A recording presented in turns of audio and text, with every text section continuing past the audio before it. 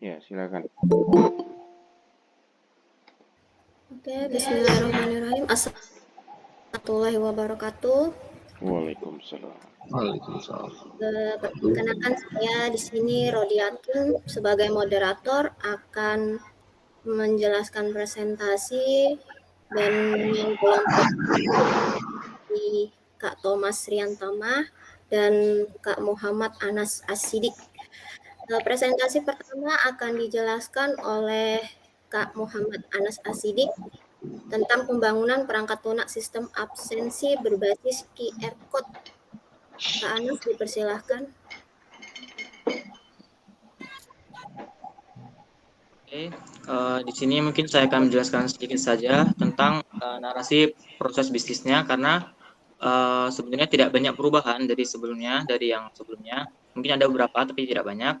Jadi di sini saya mungkin akan menjelaskan sedikit saja tentang narasi proses bisnisnya. Di sini yang pertama adalah mengidentifikasi karyawan atau guru. Jadi di sini setiap karyawan atau guru akan mendapatkan kartu identifikasi yang dilengkapi dengan barcode unik setiap guru. Jadi setiap guru akan mendapatkan barcode unik. Lalu yang kedua adalah pemindaian barcode. Jadi saat guru tiba di tempat lokasi, di situ memindai barcode tersebut yang sudah didapatkan pada kartu identifikasi mereka menggunakan perangkat pemindai barcode yang ada pada masing-masing instansi tersebut.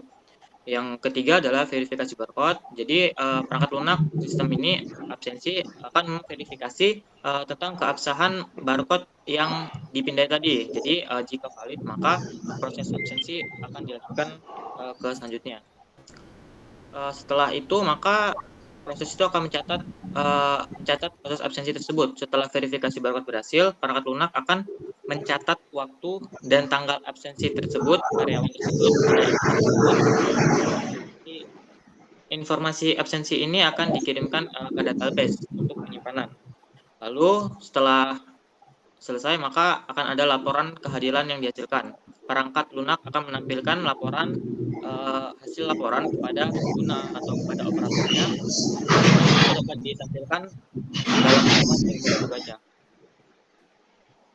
Oke, yang terakhir tambahan setelah administrasi absensi di sini selain proses presensi harian, admin akan mendapatkan report tentang hasil absensi karyawan atau guru tersebut. Dan apabila sudah ada 3 kali atau mungkin sesuai dengan peraturan yang ada pada instansi tersebut, maka sistem akan memberikan peringatan kepada operator dan operator akan memberikan surat teguran kepada guru tersebut dan akan diberikan kepada guru tersebut surat teguran tersebut. Nah, itu adalah narasi proses bisnisnya. Lalu di sini ada flowchart-nya, yaitu di sini menggunakan dokumen flowchart. Di sini ada dua, yaitu sebagai guru dan sebagai staff atau operator. Di sini sistem dimulai dari staff atau operator, di mana staff tersebut akan menyiapkan sebuah form biodata untuk guru. Jadi setelah itu mereka akan memberikan form biodata tersebut, form biodata guru tersebut kepada guru, dan guru akan mengisi form tersebut. Lalu akan menjadi form biodata guru yang sudah terisi. Lalu setelah itu maka operator akan mengentry form biodata tersebut dan akan dimasukkan ke dalam database. Nah, dari data tersebut maka akan dihasilkan barcode untuk setiap guru. Jadi dari masing-masing form guru tadi maka akan dihasilkan satu barcode unik yang akan diberikan kepada guru. Nah, barcode tersebut akan diberikan kepada guru dan guru dapat melakukan absensi dengan barcode tersebut. Dan setelah guru melakukan absensi, maka sistem akan mendeteksi apakah guru tersebut telat atau tidak. Dan apabila dia tidak terlambat, maka sistem akan save absensi tersebut dan akan disimpan ke dalam database. Dan apabila terlambat, maka sistem akan staff akan memberikan surat teguran kepada guru tersebut, dan mungkin guru akan melakukan evaluasi dengan cara memberikan alasannya, apakah terlambat gara-gara apa atau tidak masuk gara-gara apa, maka selanjutnya akan disimpan dalam database. Untuk latar belakangnya sama seperti kemarin, bahwasanya latar belakangnya adalah karena pada saat ini masih banyak sekolah yang masih menggunakan absensi secara manual dengan pembukuan. Jadi mungkin masih ada beberapa kekurangan jika masih dalam proses pembukuan. Salah satunya adalah rentannya kehilangan data atau mungkin staf lupa melakukan absensi atau yang lainnya. Maka kita melakukan sebuah ide untuk membuat sistem ini.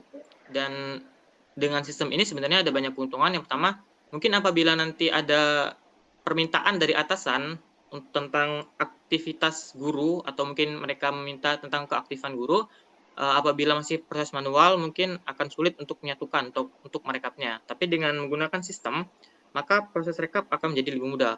Ini akan menjadi latar belakang dari pembuatan sistem ini. Untuk batasan masalahnya, yang pertama yaitu fokus pada absensi. Jadi pada sistem ini kita fokus membuat perangkat lunak yang akan dirancang khusus untuk mengelola sistem presensi di instansi X. Fungsi utama perangkat lunak ini adalah untuk mencatat dan memantau kehadiran karyawan atau guru pada instansi X menggunakan teknologi barcode. Yang kedua adalah barcode sebagai identifikasi.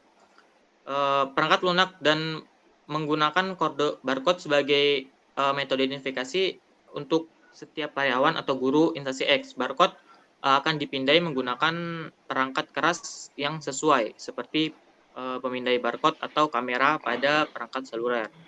Yang ketiga adalah integrasi dengan database. Perangkat lunak akan terhubung dengan database yang menyimpan informasi tentang karyawan pada instansi X, termasuk nama jabatan atau mungkin NIP atau yang lainnya. Data di sini untuk keperluan pelacakan dan pelaporan atau untuk rekap. Itu adalah batasan masalahnya. Selanjutnya adalah tools-tools yang digunakan dalam sistem ini. Yang pertama adalah komputer yang digunakan untuk membuat sistem, gitu ya. Terus yang kedua ada kamera yang digunakan untuk melakukan deteksi atau men-scan barcode yang berada di instansi. Yang ketiga ada web server, dan yang keempat adalah kartu. Kartu ini adalah berisi barcode unik. Jadi setiap masing-masing guru akan memiliki kartu masing-masing. Terus selanjutnya akan dijelaskan oleh Mbak Rodi.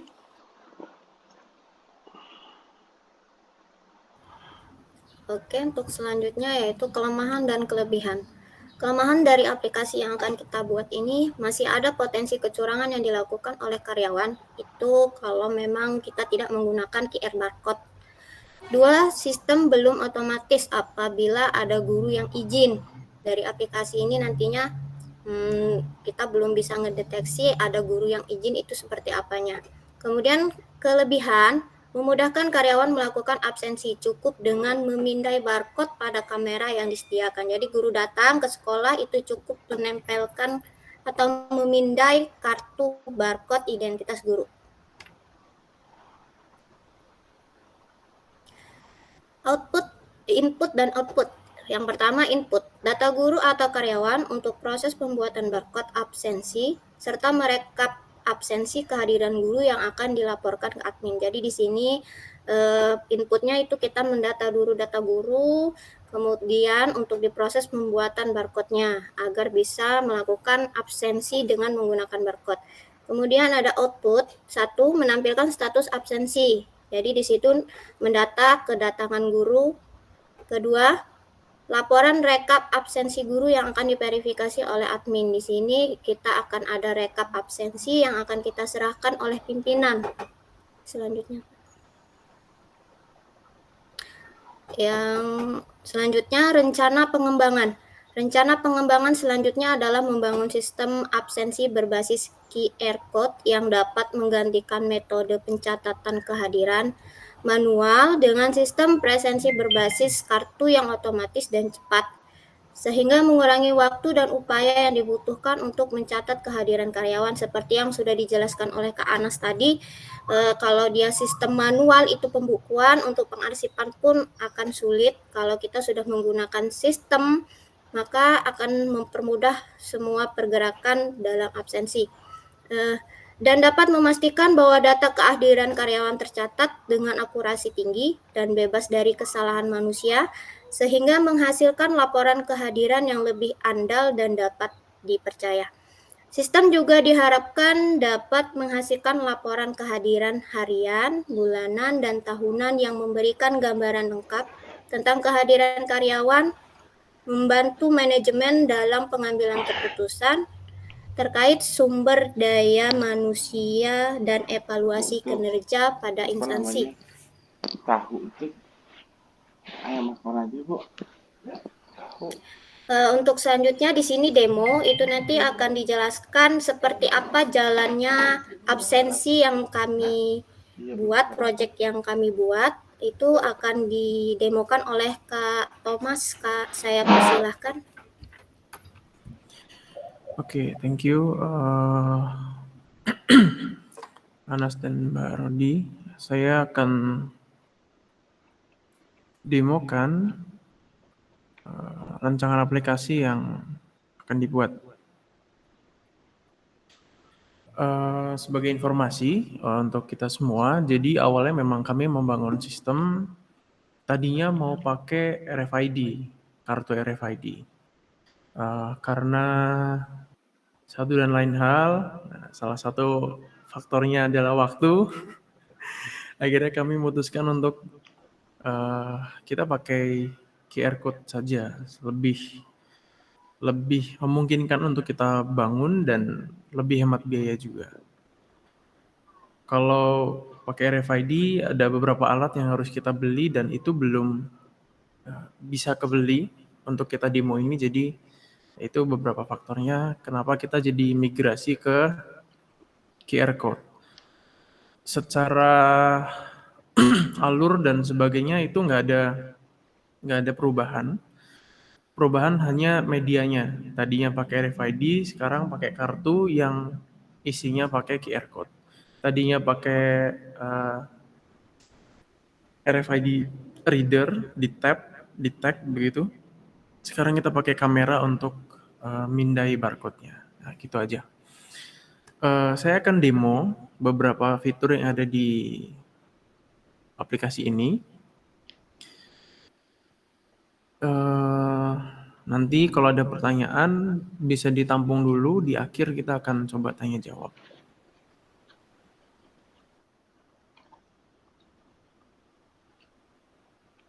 Oke, ini adalah tampilan untuk admin. Jadi ada beberapa menu di sini. Ini semua dibangun dengan bantuan framework CodeIgniter 3 dan ini berjalan di atas web server Apache.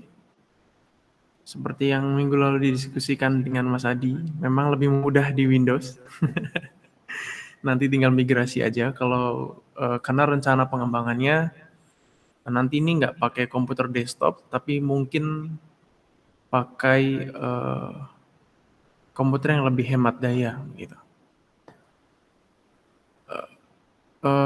Kita masuk ke, di sini ada beberapa menu. Pertama ini untuk karyawan. Di sini ada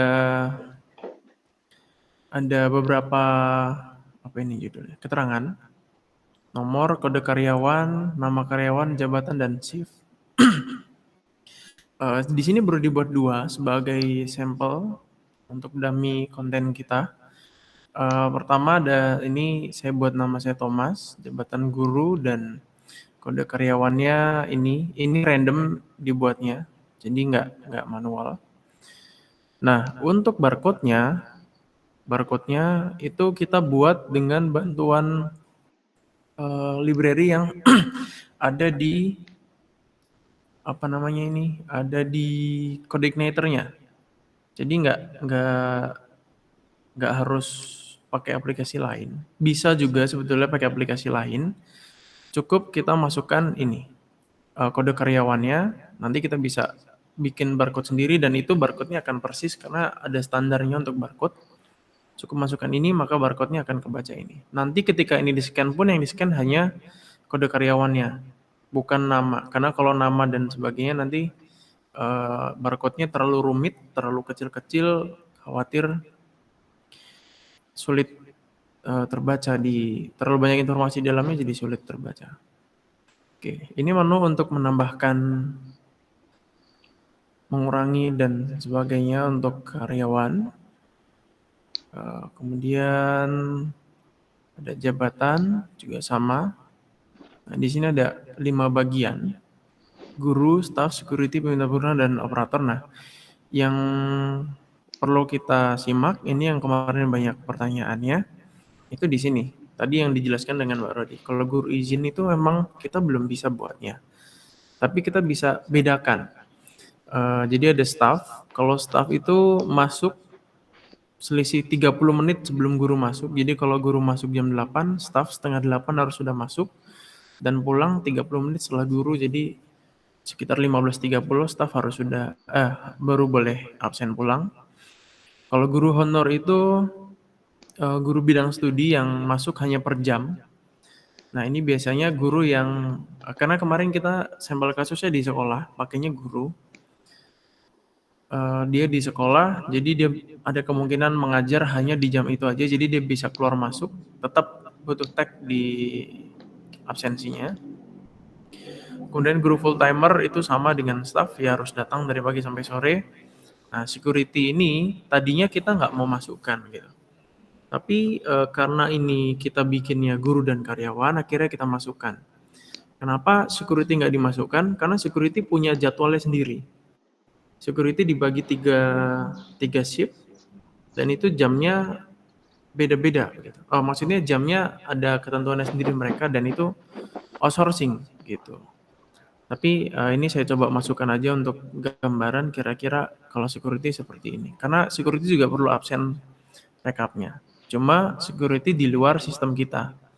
Gitu. Ini dimasukkan karena mereka perlu absen, tapi ini di luar sistem kita. Karena mereka sistemnya beda absensinya. Kemudian kita langsung demo aja untuk fitur intinya karena memang ini belum semua berfungsi, belum semua sesuai dengan fungsinya. Kita langsung demokan untuk membuat QR code. Nah, di sini di menu ambil QR code, kita bisa generate QR code, cukup memasukkan namanya. Contoh di sini ada Marni. Nah, ada Marni di sini. Nanti di pojok kanan atas ini akan ada notifikasi di sini bagian informasi ini. Kalau kita submit akan muncul seperti ini. Nah, ini kode yang ada tadi yang random tadi dibuat otomatis dan ini barcode-nya. Kita bisa lihat di sini ada data berupa jabatan, shift dan penempatannya. Ini bisa print, kita bisa cetak ini dan berikan. Atau kalau mau cetaknya lebih bagus, ini bisa diambil barcode-nya aja. Atau kita bisa bikin barcode-nya pakai aplikasi lain, kemudian kita desain di kartunya yang lebih proper begitu desainnya. Tapi karena ini belum sempat sampai desain kartunya, jadi ini saya coba print seperti ini bentuknya. Aduh, ngeblur ya. Ya, kayak gitu. Saya coba print di HVS saja untuk demo kita apakah ini sudah bisa atau belum. Pertama di sini kita lihat ini jam berapa ini? 10.53 tanggal 3 Juni. Nah, untuk scan-nya nanti akan ada UI lagi yang isinya hanya khusus bagian ini di menu ini. Di menu apa ini namanya ini? Menu scan QR code. Jadi menu-menu lain kita tutup. Tapi ini belum dibuat, ini baru yang admin. Jadi nanti datang hanya ada tampilan ini, nggak ada tampilan-tampilan lain di bagian komputer untuk absensinya. Kalau sudah muncul kayak gini, ini kita tinggal arahkan QR code-nya. Nah, di atas ada tulisan absen masuk dan di sini ada bunyi. Nggak tahu teman-teman kedengaran atau enggak, tapi di sini ada bunyi beep 1 kali sebagai konfirmasi kalau absensi sudah diterima, absen masuk. Nah, setelah itu kita dapat lihat histori absensinya. Tapi di sini tadi Marni itu staff. Nah, ini yang uji coba. Ini tanggal 2. Nah, ini baru ada tanggal 2 dan tanggal 3. Jam 10.54. belum ada jam keluarnya karena Marni belum pulang, Marni masih di kantor. Kita tunggu Marni pulang dulu. Nah, setelah selesai dia kerja, Marni pulang, kita scan lagi. Ya, ini Pak Teddy ini ada bug dan saya belum nemu cara ngatasinya. Jadi kameranya masih harus kayak gini. Kemarin dicoba lancar, tapi semalam, kalau nggak salah semalam waktu kita uji coba lagi sama teman-teman, belum berhasil. Jadi harus direset dulu, baru mau lagi. Absen pulang, di atas ini ada tulisannya. Nah, baru kita bisa lihat di histori absensinya. Nah ini, 10.54 masuk, keluar 10.55. Status sudah pulang. Kemudian kalau kita mau lihat laporannya, rekapnya, nah ini yang akan nanti dicek oleh apa namanya? Tadi bilangnya staf TU ya, atau usaha yang akan laporan ke pimpinan. Itu bisa dilihat di sini. Nah, di sini bisa lihat namanya Marni. Ini bulanannya. Jabatannya operator. Hari Jumat tanggal 2 sudah absen, Sabtu tanggal 3 sudah absen. Ini kita bisa cetak juga sama. Ini akan jadi bukti laporannya si Marni ke pimpinan gitu.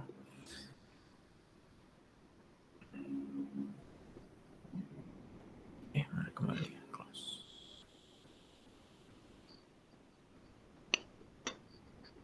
Ya.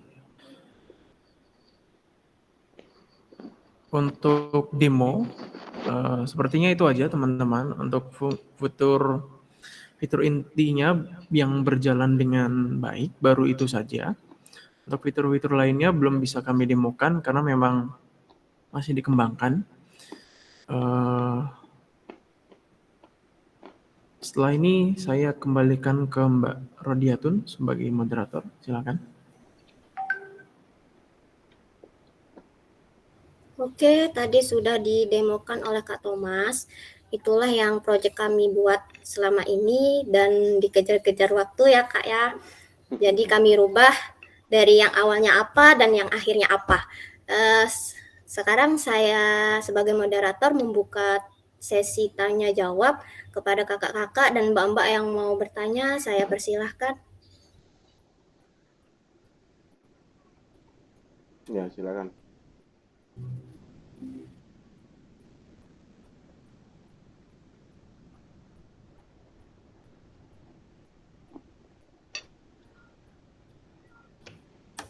Mungkin sambil menunggu komentar atau pertanyaan atau mungkin juga masukan dari yang lain, saya mau mengklarifikasi dulu ya. Ini kayaknya tadi ada simpang siur penggunaan istilah, ada barcode, ada QR code.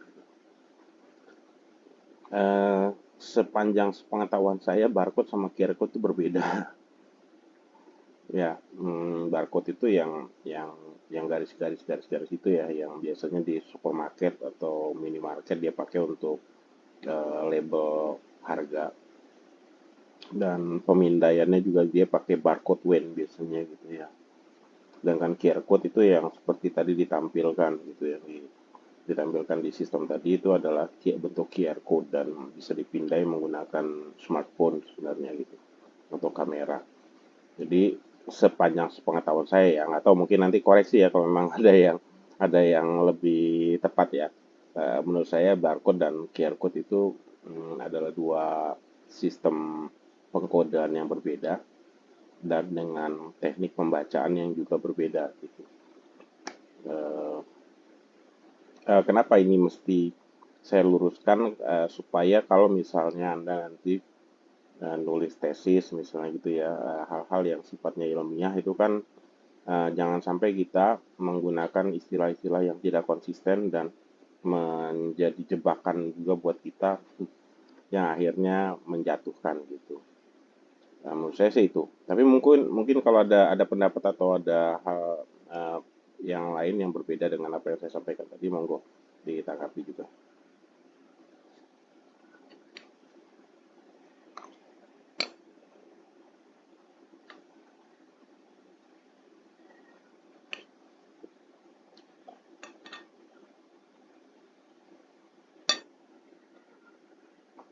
Dari yang lain silakan.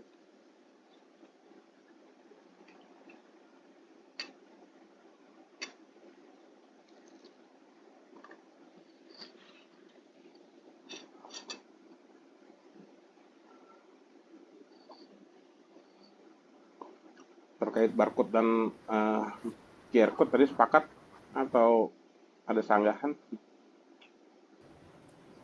Kalau saya sepakat Pak. Ya, Itu memang kelalaian kami, jadi memang seharusnya QR code. ya. Kemudian mungkin sambil nunggu yang lain untuk diskusi ya. Ini kan tadi polanya sistem mengenerate QR code buat masing-masing karyawan.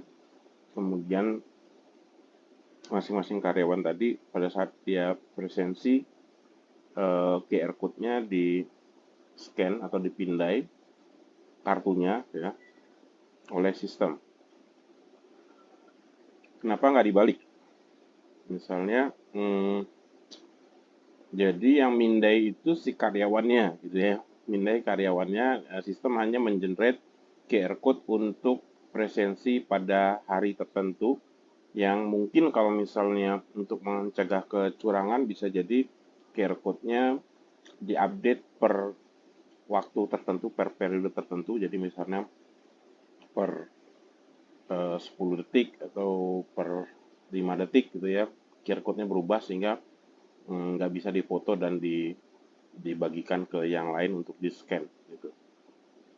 Kenapa nggak idenya dibalik? Menurut saya sih kalau misalnya dibalik seperti itu kan jadi lebih cepat juga ya, karena nggak pada ngantri untuk di-scan QR code-nya gitu, tapi masing-masing bisa men-scan QR code yang ada dari sistem.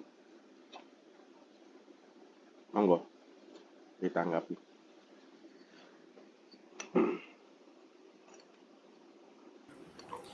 Ya, kemarin waktu pengembangan ini kami sempat kepikiran kayak gitu Pak. Jadi menarik juga kalau kita scan, kita usernya yang scan gitu kan. Tapi kami coba pikir lagi, kalau begitu caranya gimana ya? Gitu. Jadi kemarin kita belum ketemu caranya untuk bikin kayak gitu, dan juga kami mikir ada satu celah yang nanti pengembangannya jadi lebih luas lagi. Kalau sistem absensinya ini lokal, berarti perangkat yang dipakai untuk scan harus masuk ke jaringan lokal. Gitu. Tapi kalau ini online, maka kita perlu resource lebih untuk ditaruh ini di hosting atau di VPS, begitu Pak.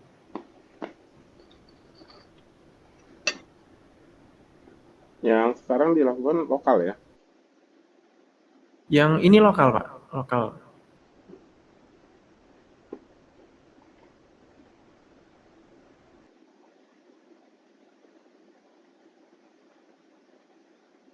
Oke, mungkin kalau pertimbangannya resource tadi ya mungkin bisa jadi gitu. Alasan itu yang jadi pertimbangan. Mungkin yang lain dulu deh. Mas Adi biasanya tuh. Saya boleh, Pak? Halo? Silakan. Ya, silakan. Monggo Mas Adi. Mungkin saya menanggapi dulu yang pendapat Pak Teddy tadi. Sedikit aja ya Pak, nanti baru pertanyaan selanjutnya. Yang mode scan barcode tadi, kita bisa buat aja sistem itu tetap lokal ketika sampai karyawan tadi sampai ke lokasi, ke kantor, connect wifi, akses dengan alamat server. Nanti login, dia scan barcode yang sudah disediakan. Bisa seperti itu. Jadi harus sampai kantor dulu bisa akses sistem gitu. Jadi nggak online. Itu mungkin salah satu ide kecil. Kalau memang mau diterapkan metode kayak yang di scan-nya barcode itu kan metodenya WhatsApp itu. WhatsApp itu barcode-nya selalu refresh ketika kita mau login ke WhatsApp web. Terus mengenai tadi saya mau bertanya juga, ini barcode sama QR code Gimana? Ternyata Pak Teddy sudah menjelaskan itu. Terus di tadi kan ada kamera. Kamera itu standby. Ini kita kalau kita mau melanjutkan sistemnya seperti yang Mas Thomas jelaskan ya. Kamera itu standby itu harus login kah atau tinggal buka kameranya saja sudah bisa. Nanti kalau misal menggunakan login itu biasanya kalau di sistem itu ada sessionnya berapa lama atau selamanya. Nanti kalau nggak di refresh itu kan kayak tadi kejadiannya gitu untuk kamera. Terus tadi sedikit menyinggung penjadwalan atau ada karyawan yang masuknya pagi, ada yang karyawan masuknya pulangnya malam, pulangnya sore. Nah, tadi saya itu dijelaskan tapi di sistem belum melihat apa ya? Melihat penerapan penjadwalan itu seperti apa metodenya gitu. Terus tadi apa lagi ya? Aduh lupa lagi. Itu dulu aja, nanti kalau ingat saya tanya lagi. Oke, makasih. Oke, thank you Mas Adi. Saya coba bantu jawab. Untuk yang tadi QR code tadi, ya bisa dengan kayak gitu kita masuk ke jaringan lokal, kemudian kita scan gitu. Tapi saya pikir kalau kayak gitu jadinya nanti numpuknya di access point-nya. Karena kan jam masuknya bareng. Berarti kita mesti nyiapin access point yang sanggup untuk nampung user yang banyak itu kan. Tapi itu ya oke lah, itu kita skip dulu. Balik ke yang kamera tadi. Yang kamera nanti akan ada ini Mas, masuknya pakai levelnya level admin. Bukan. Apa? Tadi si operator atau staff TU-nya. Jadi aksesnya dibatasi hanya untuk scan si barcode-nya aja gitu. Jadi jadi tetap perlu login untuk itu. Untuk session-nya, nah ini belum kepikiran ini.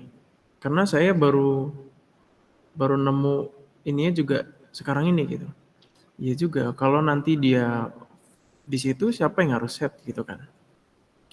Nah, kemungkinan karena ada beberapa orang termasuk satpam yang datangnya bukan nggak sesuai.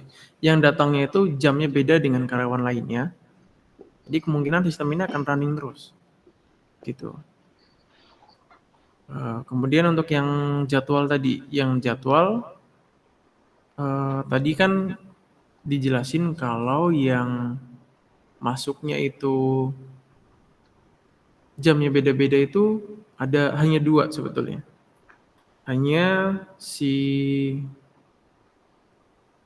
security dan guru honorer. Nah, sebentar. Di security itu memang nggak masuk ke bagian sini Mas, karena mereka kan ini outsourcing. Jadi hanya perlu rekap bulanan aja, kapan datang, kapan keluarnya, kapan pulangnya begitu. Apakah sesuai, karena mereka kan hitungan jam kerjanya beda. Kalau yang guru honor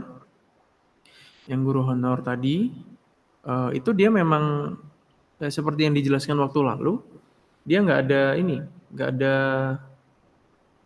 tegurannya, bukan nggak ada tegurannya, nggak ada rekapnya yang harus bisa lihat terus gitu, karena jamnya kan macam-macam Mas. Kita ada 1, 2, 3, ada 4 unit, dan itu masing-masing ada guru honornya. Jadi nggak memungkinkan untuk dicek terus, kecuali itu dia yang harus datang ke kantor dan lapor kalau dia sudah hadir dan siap ngajar. Verifikasinya kayak gitu, verifikasinya tidak bisa seperti yang lainnya. Itu memang sistemnya begitu, belum ketemu cara efektifnya. Karena jamnya yang datangnya dan pulangnya macam-macam.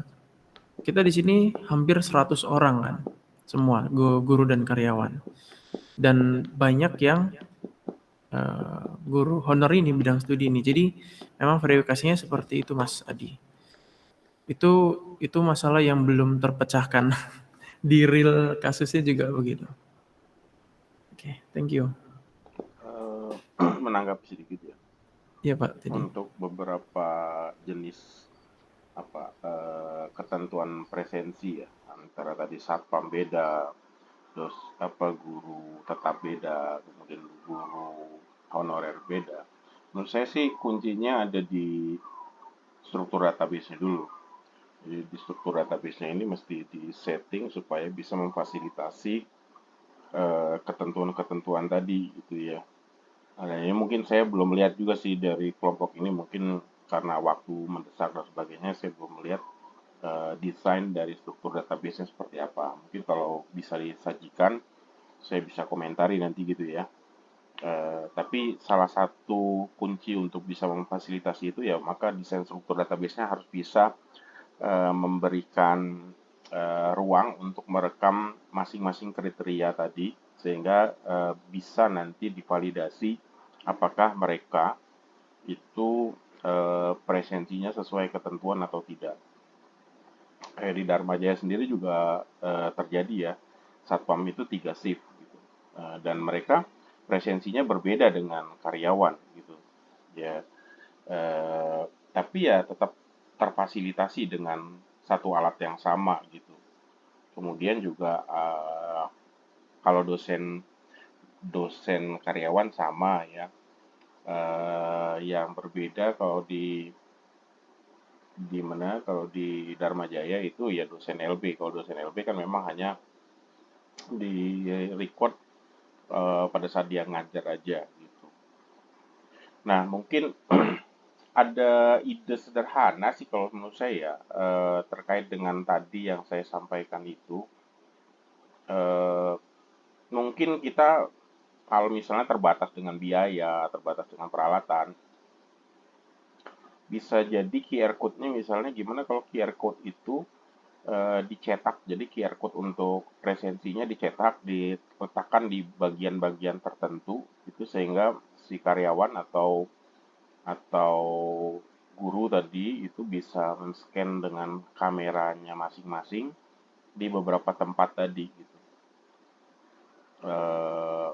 Ya cetakan, kalau tadi kan kartu yang dicetak, ini cetakannya mungkin cetakan dalam kertas biasa mungkin, tapi ditempel di beberapa lokasi tertentu yang ditetapkan. Syukur-syukur kalau misalnya lokasi itu juga bisa ditambahkan dengan kamera CCTV untuk merekam kalau misalnya ada kecurangan gitu. Nah, tapi dengan seperti itu menurut saya sesuatu yang sederhana tapi bisa kinerjanya akan lebih baik dibandingkan dengan pola yang ini sih menurut saya ya.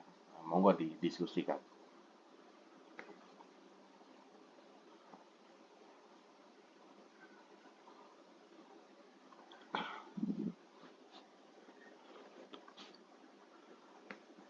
Ketangkep nggak ide saya tadi?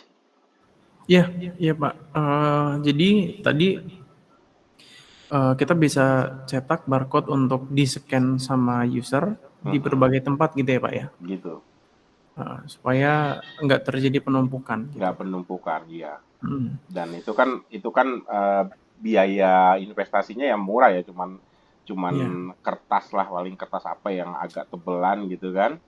Kemudian ditempel di lokasi-lokasi tertentu supaya karyawan bisa scan berbarengan bahkan. Saya malah jadi kepikiran yang lain nih Pak Teddy. Ini di luar pembahasan kelompok. Ya. Sebetulnya sistem yang dibangun ini bisa untuk absen di multi tempat begitu. Maksudnya nggak hanya di satu titik. Karena kan ini dibangun lokal kan. Bisa, cuman kan berarti membutuhkan peralatan tambahan gitu. Itu peralatan tambahan lagi investasi kan yang tadi kan dipikirkan kan adalah investasinya ya dengan biaya yang terbatas gitu. Kalau biayanya tidak terbatas sih mungkin ya bisa aja mau dibuat beberapa titik untuk presensi sih gitu. Nah, tapi tadi kalau yang saya sampaikan itu kan walaupun dia bisa beberapa tempat biaya investasinya ya nggak mahal karena berupa cetakan gitu. Kemudian karyawan atau guru kan semua hampir bisa dipastikan sekarang punya smartphone gitu sehingga mereka bisa memindai sendiri gitu.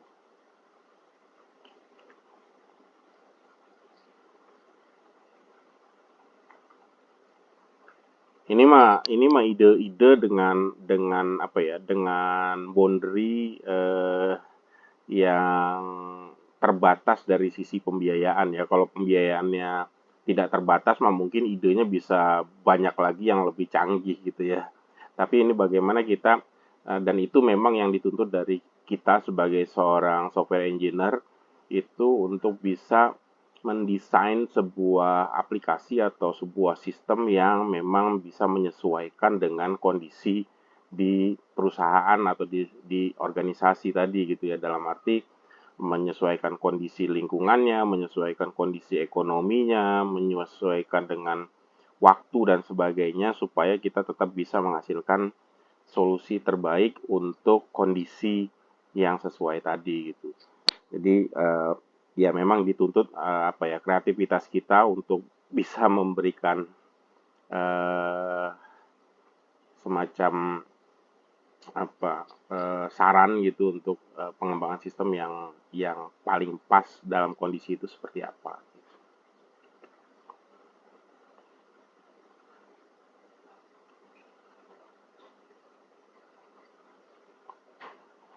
Mas Hadi mungkin masih ada yang ditanyakan atau sudah ingat tadi yang lupa?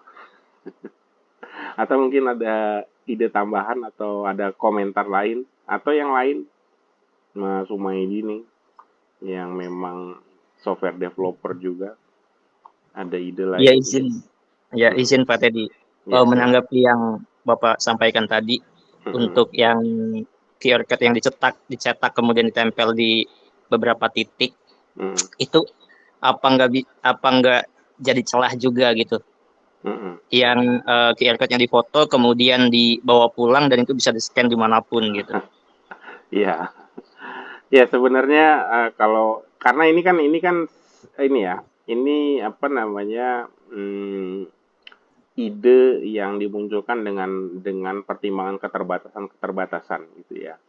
Kalau kita bicara celah ya memang betul yang disampaikan sama Mas Humaydi, ada kemungkinan ini difoto kemudian digunakan untuk pindai dari rumah dan seterusnya gitu kan ya. Kalau mau agak sedikit keluar energi dan keluar biaya lagi ya mungkin cetaknya per hari misalnya gitu ya. Atau mungkin yang lain. Nah, tapi sebenarnya celah itu memang namanya dengan keterbatasan ya mungkin kita belum bisa sampai dengan kondisi idealnya gitu. Dan alternatifnya mungkin bisa saja juga mungkin misalnya gini ya, kenapa kita harus maksakan diri pakai QR code misalnya gitu. Kalau misalnya celah kecurangannya masih sama dengan presensi dengan menggunakan primary key, misalnya pakai nick atau pakai apa gitu ya. Mungkin itu juga jadi pertimbangan sih gitu. Sama-sama punya celah kecurangan, tapi mana yang lebih mudah dioperasionalkan dan mana yang lebih mudah di develop juga bisa apa namanya, bisa jadi pertimbangan lah gitu ya untuk bentuk sistem yang mana yang kita mau implementasi. Terkait sama komentar Mas Umaydi tadi betul gitu, ada kemungkinan kecurangan. Ya mungkin jadi perlu dipertimbangkan lagi untuk apakah memang mau dicetak tiap hari atau seperti apa solusinya. Sebenarnya sih paling mudah kalau misalnya ada beberapa device ya yang bisa menampilkan QR code-nya tadi yang bisa akhirnya berubah-berubah gitu. Cuman kan ini pertimbangan sisi ekonomisnya juga tadi yang dipikirkan. Monggo yang lain mungkin. Atau mungkin Mas Umaydi ada ide lain. Iya, ada sedikit ini sih Pak, antisipasi sih yang tadi kita bisa aja dicetak kemudian ditempel di beberapa titik, tapi kita pakai ini Pak, pakai lokasi, pakai geolocation gitu. Jadi kita bisa tahu si karyawan itu dia kayaknya di mana gitu. Kalau misalkan di luar radius itu ya tinggal ditolak aja sama sistemnya gitu. Oke, benar, itu benar.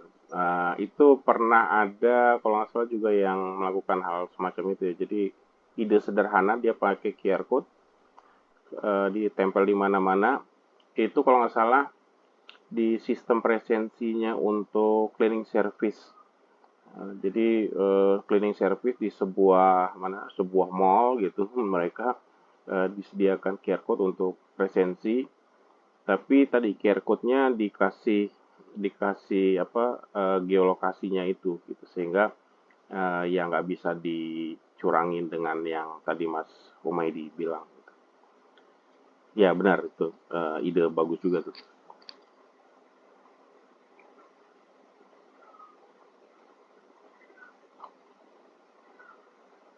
Berarti kalau seperti itu mungkin bisa jadi di dalam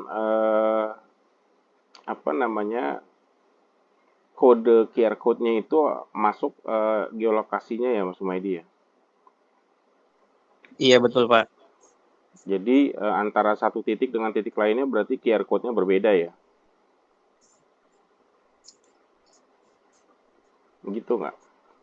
Kalau yang kebayang saya sih berarti QR code-nya akan berbeda karena kan geolokasinya masuk di dalam pembuatan QR code-nya itu. Oh, udah kita ngecek lokasi di handphone ininya aja Pak, karyawannya aja Pak. Oh, yang dicek, yang dicek, betul. QR code-nya sama, tapi pas karyawan memindai, geolokasi handphone karyawannya yang diambil ya. Yang dicek gitu Pak. Itu bagus. Iya, benar. Nah ini mungkin karena ini kayaknya juga implementasi beneran ya di tempatnya Mas Thomas kerja, mungkin bisa jadi pertimbangan tuh Mas Thomas. Betul, izin berpendapat. Ya, silakan. Teman-teman, karena efektivitas sistem absensi ini memang jadi perhatian yang lumayan tinggi oleh user karena biasanya sistem presensi ini berkaitan langsung sama duit biasanya. Makanya kalau saya lihat voice of customer dari permasalahan Mas Thomas itu adalah bagaimana membuat sistem absensi yang dapat mencatat dengan akurat di sini yaitu akurat memvalidasi bahwa yang absen memang benar-benar usernya dan sesuai dengan waktu atau roster yang udah ditentuin. Mungkin saya juga sepakat dengan pendapatnya Mas Humaydi tadi ya, karena contohnya di perusahaan saya itu absensinya menggunakan, jadi front end-nya dibalik dari solusi Pak Thomas tadi, seperti pendapatnya Pak Teddy, dibalik front end-nya ada di user. Jadi aplikasinya berupa aplikasi mobile, validasi primary-nya menggunakan geolokasi, kemudian secondary-nya menggunakan QR code atau kamera. Gitu. Jadi mungkin geolokasi pun juga ada celah, tapi setidaknya tidak sebanyak waste yang terjadi pada solusi yang ditawarkan oleh Pak Thomas. Karena saya lihat ada banyak sekali waste yang terjadi dari solusi-solusi yang disampaikan oleh Pak Thomas. Salah satunya defect, berarti menempatkan satu komputer yang berfungsi sebagai perangkat pemindai, di mana perangkat komputer itu kan tidak didesain untuk memindai secara terus-menerus kan ya. Itu waste. Kemudian ada juga extra processing ya. Tadi saya lihat ada harus ngeklik sana sini ya. Artinya dari situ memicu waste lain, yaitu waiting. Karena banyak extra processing, akhirnya banyak yang antri, banyak yang waiting. Gitu. Itu sih. Kemudian dari situ juga bakalan memicu waste lain kayak motion segala macam. Justru saya sepakat dengan ide Mas Humedi yang bagus sekali itu sebenarnya, bisa diadopsi oleh perusahaan saya. Jadi primary-nya menggunakan QR code, sebagai validasinya menggunakan geolocation. Itu bagus sekali tuh dia tuh. Karena selama ini yang di perusahaan saya itu primary-nya itu geolocation, secondary-nya pakai kamera, Pak. Kamera itu kan nggak bisa divalidasi, validasinya harus manual kan. Kalau QR code itu validasinya 2 kali tuh. Validasi geolocation, kemudian validasi QR code. Nah, kemudian QR code-nya dibuat dinamis seperti Pak Teddy tadi kan. Jadi dibuat berubah-berubah sesuai rentang waktu tertentu atau algoritma tertentu. Itu bagus sekali tuh. Dan pasti akan menjadi perhatian besar oleh manajemen karena berkaitan langsung sama duit penggajian. Nah itu juga mungkin menurut saya nanti bisa jadi solusi juga buat yang guru honorernya Mas Thomas. Jadi tadi dengan tambahan dari Mas Humaydi, masukkan geolokasi, QR code-nya tadi, jadi pada saat si guru itu akan mengajar di satu kelas, dia bisa teridentifikasi juga, dan ditambah lagi dengan jadwal waktu mengajarnya nanti akan divalidasi benar nggak dia hari itu jam segitu di lokasi yang tadi sudah ditentukan, dia mengajar sesuai dengan ketentuan gitu. Jadi bisa dikembangkan lebih, saya pikir mungkin akan bisa jauh lebih baik nanti implementasinya gitu. Ya, kemudian dari sisi ekonomi juga bakal lebih bisa di-reduce. Nah, menggunakan teknologi yang digunakan oleh user, melekat di user. Jadi kita tinggal back end-nya aja.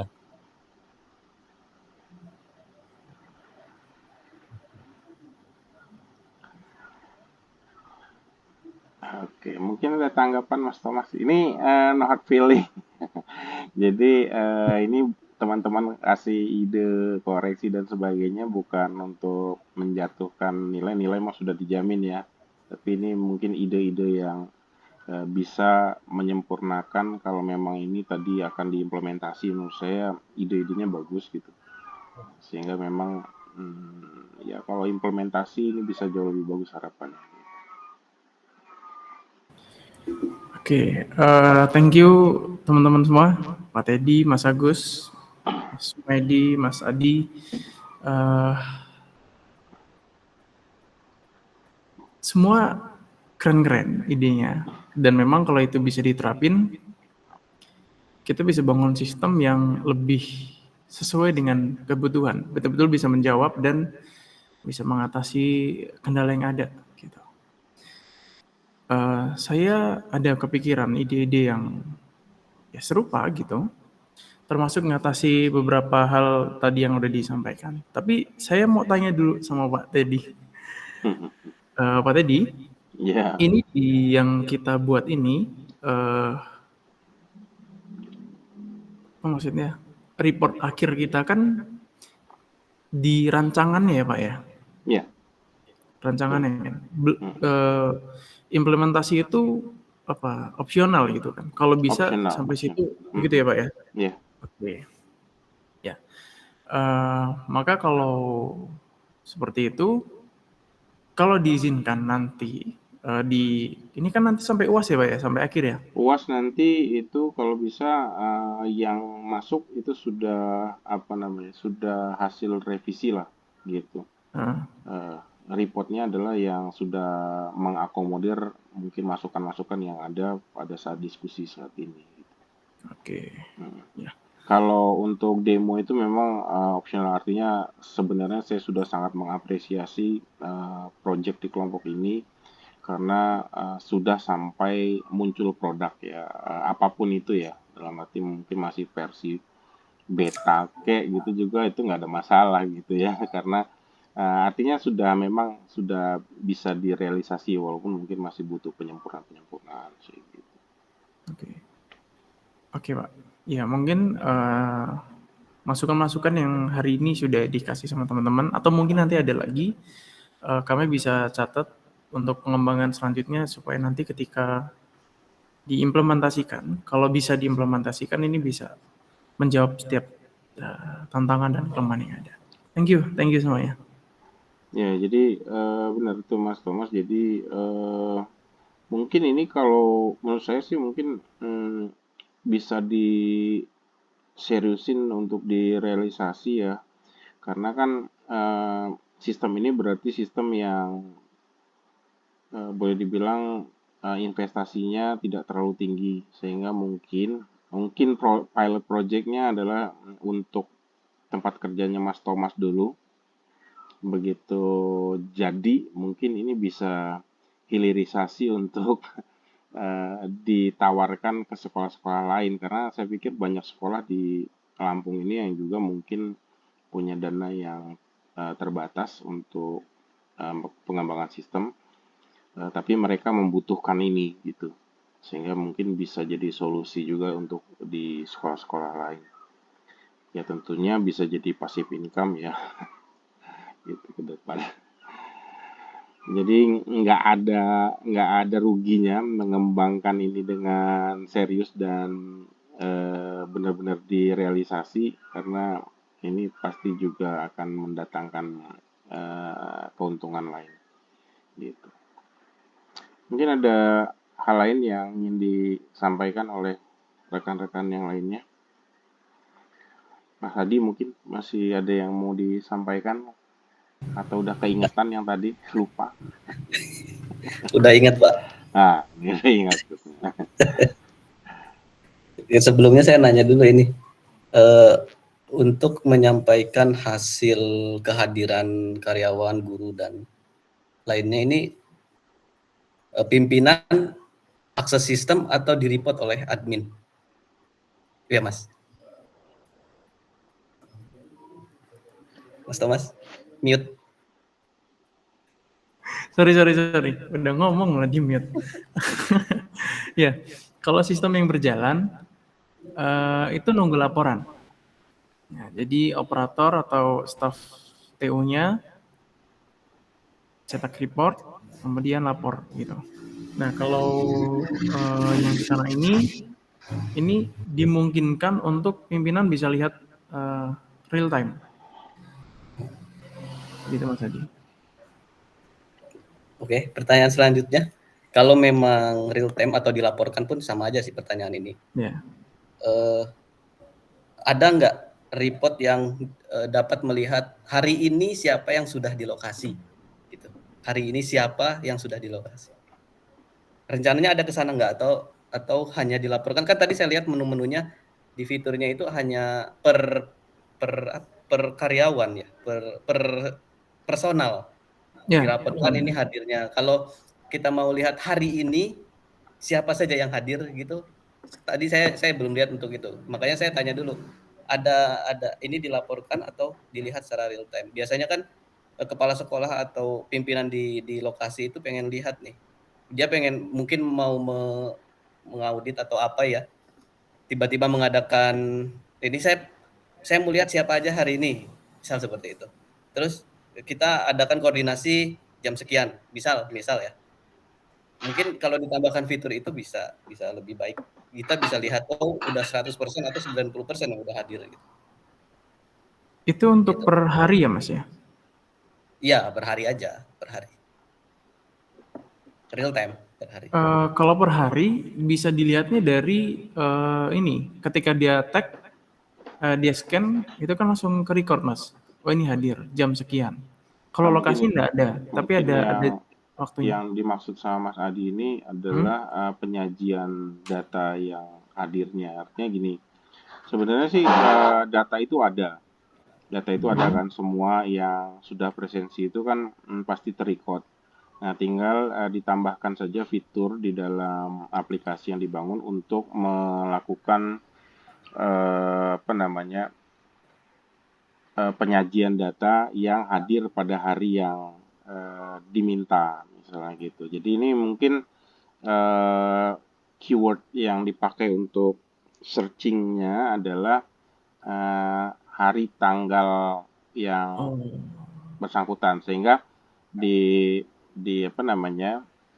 dikumpulkan data yang pada hari dan tanggal yang bersangkutan itu ada datanya gitu. Sebenarnya tinggal penyajian data aja sih kalau itu menurut saya ya, karena datanya sudah terrecord.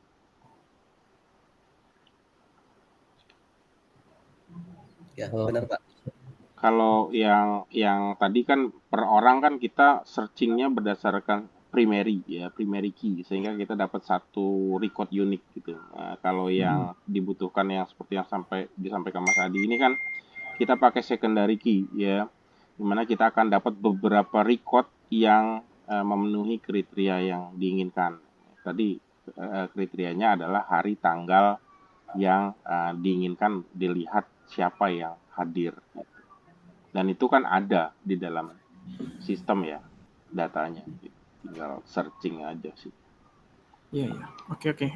Ya, thank you Pak Teddy penjelasannya. Jadi, ya paham Bang. Jadi kalau misalnya mau cari spesifik tentang orang itu di hari itu berdasarkan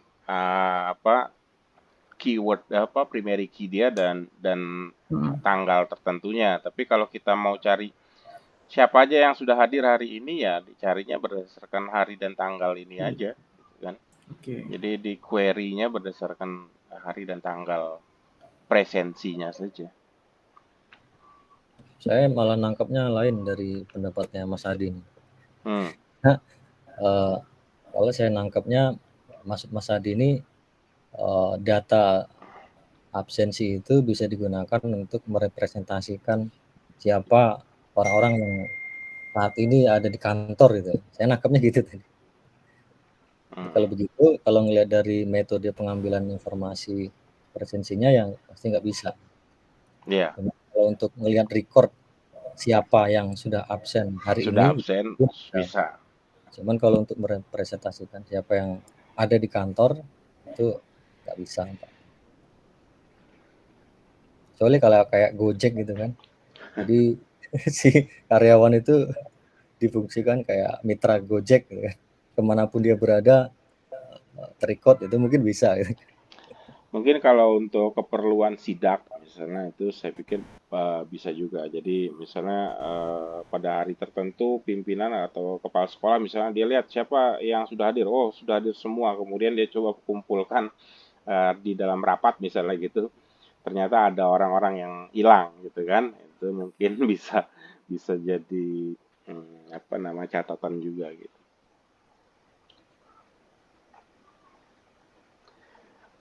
Kalau untuk identifikasi secara real time apakah orang-orang itu ada di kantor apa enggak, ya mungkin menurut saya mesti diidentifikasi dari keberadaan smartphone-nya ya. Tapi itu juga saya pikir mungkin bisa jadi juga ada celah di mana dia pergi kemana tapi smartphone-nya tinggal di kantor. Tetap maling lebih satu langkah dibandingkan ininya ya. Geolokasi pun sekarang pakai itu masih pakai diakalin ya. Oke, fake GPS bisa. GPS. Enggak, ini Mas Agus, Mas Thomas, untuk geolocation di HTML5 pakai fake location enggak tembus. Saya nyoba kemarin. Kalau yang Android bisa? Enggak tahu kalau pakai yang lain. Ada caranya itu untuk ngeblokir fake GPS. Gimana tuh Mas Adi? Panjang ceritanya nanti kalau mau ngebahas itu. Belum jam 12 ini Pak Adi. Masih nanti kita buka sesi khusus ya. Bisa kita adopsi nanti. Oke, Siap. mungkin sambil apa namanya diskusi lagi, mungkin bisa ditampilkan nggak struktur database yang sekarang dibuat sama tim ini seperti apa sih? Saya pengen lihat, bisa nggak? Mas Anas gimana?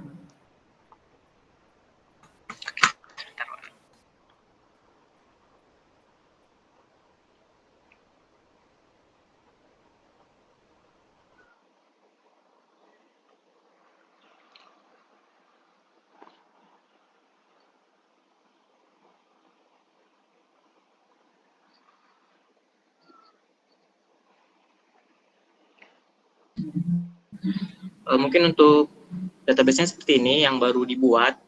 Karena jujurin juga tadi Thomas buat buru-buru tadi pagi.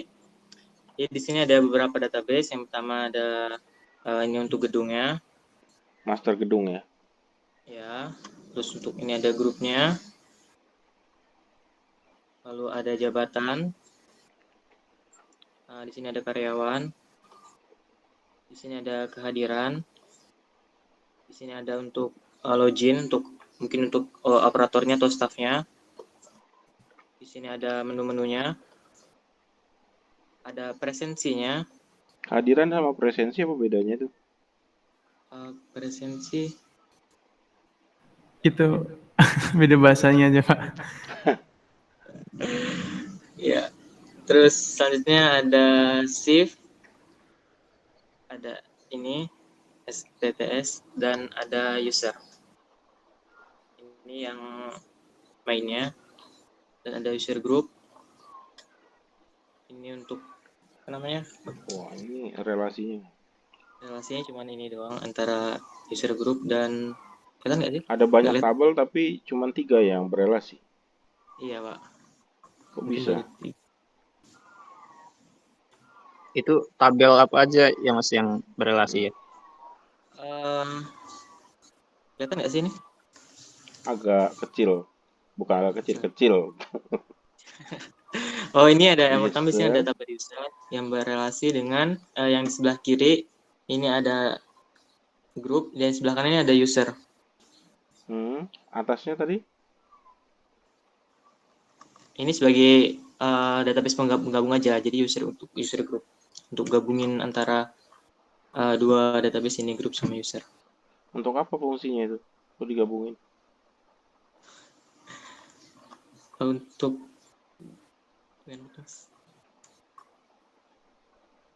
gabungin antara grup. Gini, grup yang dimaksud tuh grup apa itu?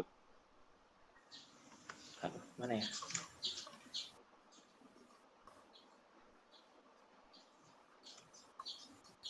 Yang dimaksud dengan grup itu apa? Mungkin untuk yang ini, untuk user group ini gabungin antara user dengan grup. Ini bentar, grup ini mungkin untuk pengelompokan guru, satpam, gitu-gitu? Atau gimana? Iya, sepertinya. Bentar, Pak. Sepertinya iya, untuk gabungin antara user pribadi dengan yang staff tadi mungkin, Pak. Yang apa, bagian dari dia, bagian apa mungkin? Kok mungkin? Yang desain sopo gitu.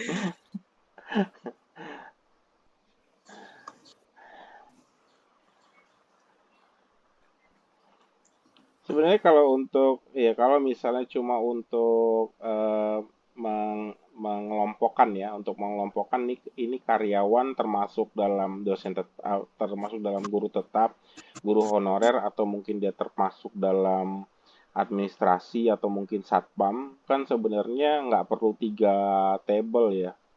Cukup dengan 2 table lah ya, 2 table. Table pertama tadi adalah table karyawannya yang berisi guru honorer, guru tetap, kemudian administrasi dan satpam dalam satu table yang sama. Tapi untuk pembedanya nanti diberikan foreign key yang mengacu pada kelompok tadi ya, kelompok pegawai atau kelompok karyawan tadi. Jadi kalau dia guru ya dia pakai foreign key yang merujuk pada guru kalau dia guru tetap merujuk pada guru tetap, kalau guru honorer dia merujuk pada foreign-key guru honorer, kemudian kalau dia satpam merujuk pada satpam, termasuk juga kalau dia admin juga merujuk pada admin. Jadi sebenarnya cukup dengan 2 tabel ya kalau memang itu yang dimaksud. Kemudian agak sedikit aneh kalau misalnya tabel karyawan atau pegawai tadi tidak direlasikan dengan transaksi presensinya gitu. Nah, terus nanti kalau memang nggak direlasikan, nanti presensi itu punya siapa, itu gimana kalau nggak ada hubungannya antara transaksi presensinya dengan si master karyawannya gitu. Mestinya kan itu berelasi ya gitu. Atau mungkin belum selesai kali gambar ininya relasinya kali ya. Atau gimana? Jujur Pak, ini sebenarnya baru dibuat tadi pagi karena kan buatnya baru minggu ini kan Pak, dan baru buka LMS tadi pagi dan ternyata sudah ada ketentuan-ketentuannya seperti desain-desain database desain lain, jadi dibuat dengan buru-buru. Belum selesai ya, berarti belum selesai ya, bukan karena database itu cuman terdiri dari 3 tabel yang berelasi ya, karena mungkin belum sempat aja gitu ya. Ya nanti itu bisa diperbaiki pada saat UAS nanti diharapkan sudah bisa muncul model yang benarnya ya.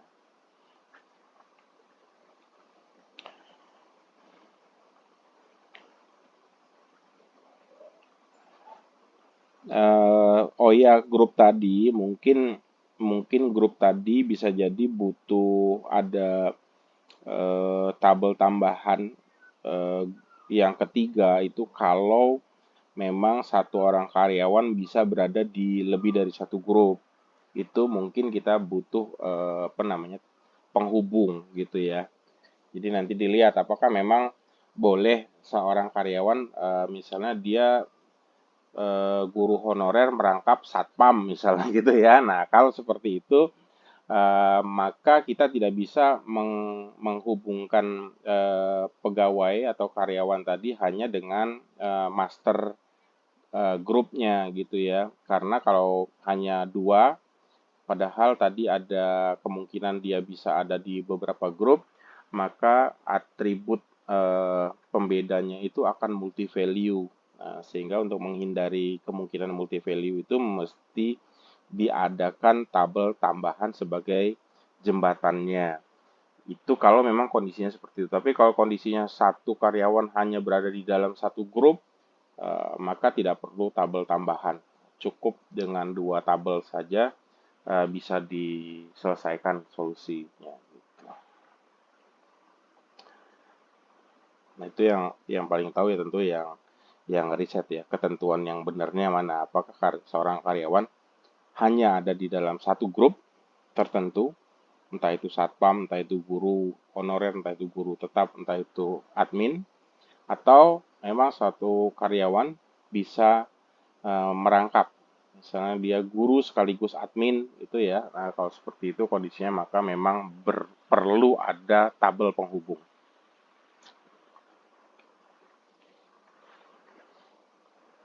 Kemudian untuk yang satpam tadi kalau memang dia ada 3 shift ya dikasih tabel untuk menunjukkan dia di shift mana. Kemudian juga mungkin waktu shift itu sebagai masternya perlu dibuat sehingga kalau shift 1 itu dari jam berapa sampai jam berapa, masuk jam berapa, keluar jam berapa, shift 2 masuk jam berapa, keluar jam berapa, shift 3 masuk jam berapa, keluar jam berapa. Gitu sehingga itu bisa jadi acuan oleh sistem untuk memvalidasi apakah dia terlambat, apakah dia sesuai atau tidak sesuai pada saat melakukan presensi. Begitu juga mungkin sebenarnya kalau mau diterapkan untuk yang guru honorer ya, di mana dia diidentifikasi pada saat dia mengajar, maka perlu ada jadwal mengajar guru sehingga itu akan jadi acuan pada saat dia melakukan presensi. Kalau di sini kayaknya belum ada ya jadwal mengajar gurunya ya. Jadi nggak bisa dia diidentifikasi gitu. Kalau ada jadwal mengajar gurunya, dia bisa diidentifikasi. Nanti presensi mengajar itu mungkin akan dipisahkan ya dengan presensi karyawan misalnya.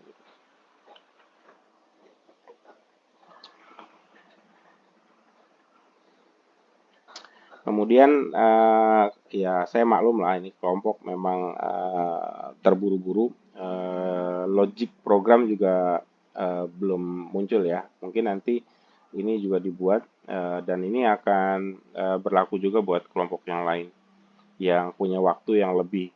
Kalau kelompoknya Mas Thomas ini mungkin ya ini duluan presentasi dengan apa yang ada saat ini, tapi nanti mungkin pada saat UAS itu kita harapkan sudah lengkap.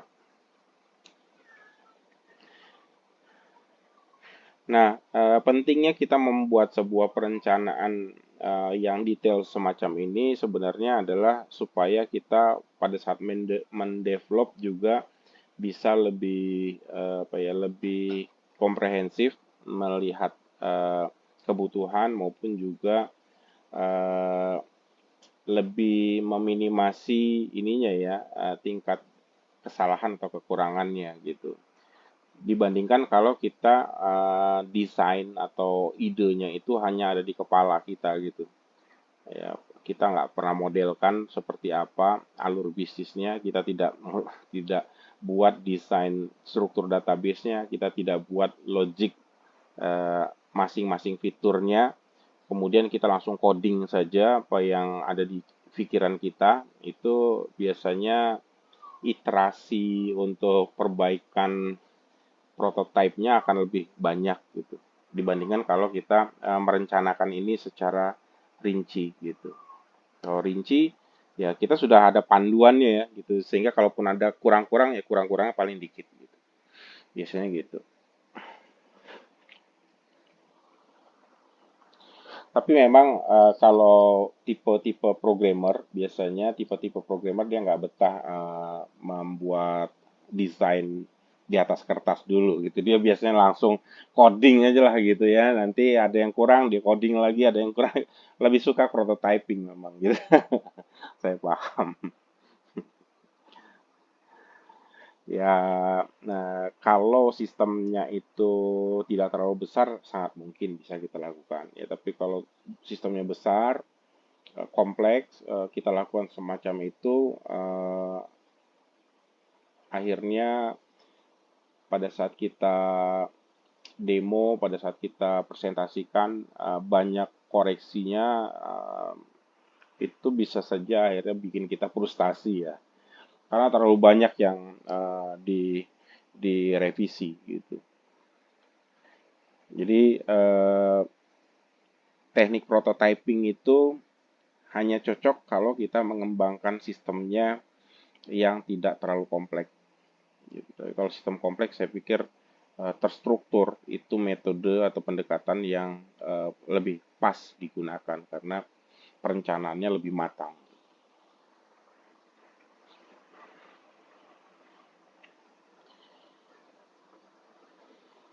Kecuali kalau kompleks itu tadi dengan batasan waktu yang luas itu kita bisa lakukan dengan moduler. Jadi kita kembangkannya modul per modul. Itu mungkin kita bisa balik ke prototyping lagi gitu. Tapi kalau misalnya waktunya ini nggak luas ya mungkin agak repot. Ya, silakan Mas Agus. Izin tanya Pak terkait tugas Pak. Karena kalau saya lihat guidance dari Bapak ini lebih ke software development Pak. Karena sedangkan project kami itu nggak ngarah ke situ tuh. Ya. Nanti presentasi kami seperti apa Pak? Nah, kemudian untuk menggambarkan sistem yang akan dibangun itu sebaiknya menggunakan metode yang seperti apa Pak? Kalau case-nya membangun project seperti yang punya saya Pak. Kalau yang Mas Agus ini kan yang IoT kemarin ya? Iya Pak, smart system Pak. Sebenarnya kan itu software development juga ya, walaupun mungkin bukan mengarah kepada aplikasi perkantoran gitu ya. Sebenarnya secara umum apa yang ada di dalam sistem yang Mas Agus dan teman-teman bangun ini juga tetap bisa disajikan, I/O-nya seperti apa, proses bisnisnya seperti apa, database-nya seperti apa, walaupun mungkin database-nya tidak sekompleks kalau misalnya database yang dipakai untuk bisnis ya gitu. Tapi database-nya pasti ada kan, ya kan? Pencatatan suhu dan sebagainya itu pasti ada. Mungkin juga ada jadwal penyiraman dan sebagainya itu saya pikir juga walaupun mungkin bisa saja karena itu dianggap sedikit datanya sehingga ketentuan-ketentuan itu tidak disimpan di dalam database tapi dimasukkan di dalam coding bisa. Tapi kan kalau kita masukkan itu di dalam coding pada saat ada perubahan-perubahan itu maka yang harus dirubah adalah codingnya gitu kan. Ya, maka akan lebih baik kalau misalnya ketentuan-ketentuan itu tetap dimasukkannya di dalam database sehingga kalau misalnya ada perubahan dari variabel-variabel itu kita bisa hanya merubah data value-nya saja, tidak merubah coding sama sekali. Nah, tapi menurut saya itu tetap akan muncul database-nya. Kemudian logic programnya juga tetap muncul toh gitu. Ya kan? Ada logic juga yang kita bisa ceritakan gitu. Dan untuk apa namanya? Bentuk-bentuk sistem semacam itu biasanya sih memang modeling yang sering digunakan adalah modeling yang memang lebih mengarah kepada pendekatan-pendekatan yang ada di UML sih gitu. Ya. Proses bisnisnya biasanya digambarnya pakai use case. Ya, kalau memang ada database yang kita mau ceritakan, kita bisa gambar pakai apa namanya? Pakai kelas diagram gitu. Kemudian logic aplikasinya juga bisa saja kita gambar di dalam bentuk sequence diagram gitu. Karena dia mungkin gambar ininya global aja gitu ya, interaksi sistem dengan apa namanya lingkungan luarnya seperti apa. Tetap bisa digambar dokumentasi sistemnya menurut saya gitu. Gitu Mas Agus. Ya, terima kasih Pak. Monggo kalau ada yang masih membingungkan atau ingin ditanyakan lagi. Ada Pak. Ya.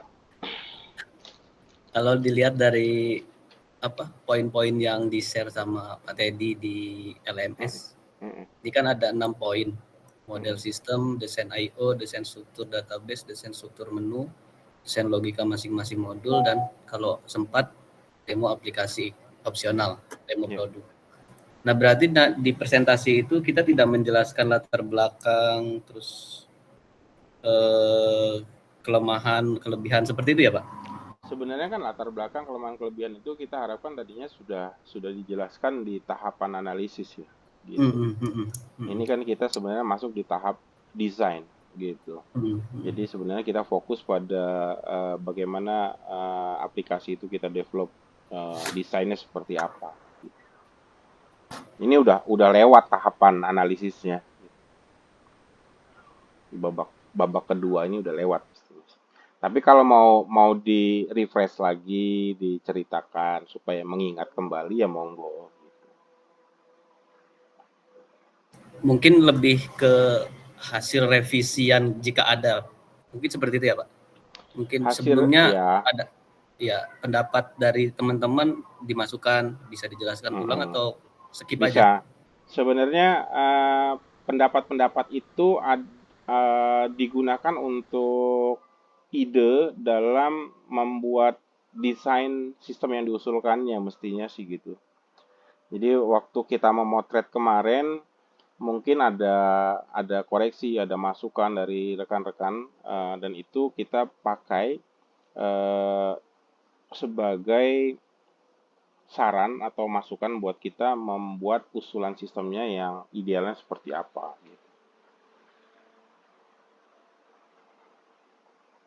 Tapi yang disajikan fokusnya sebenarnya adalah desain yang tim usulkan seperti apa.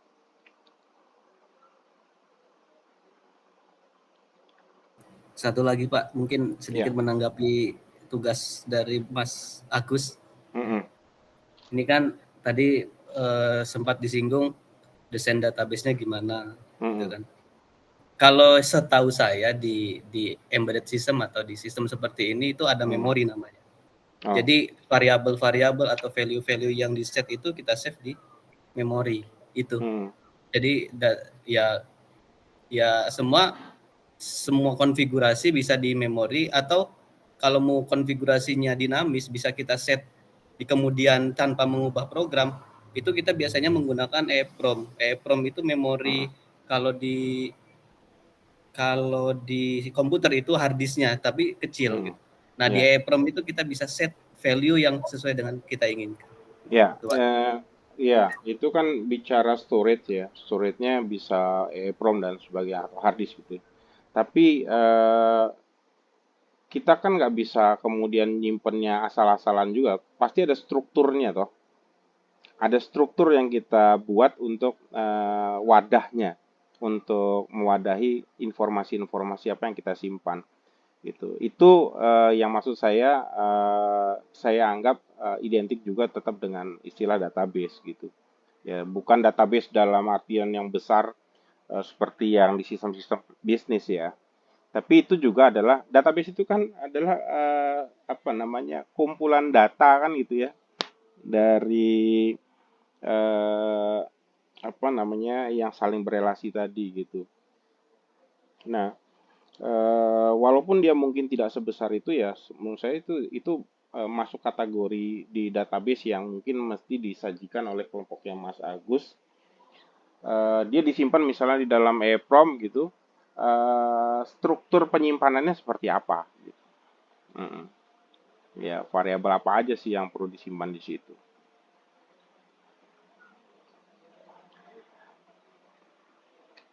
Gitu.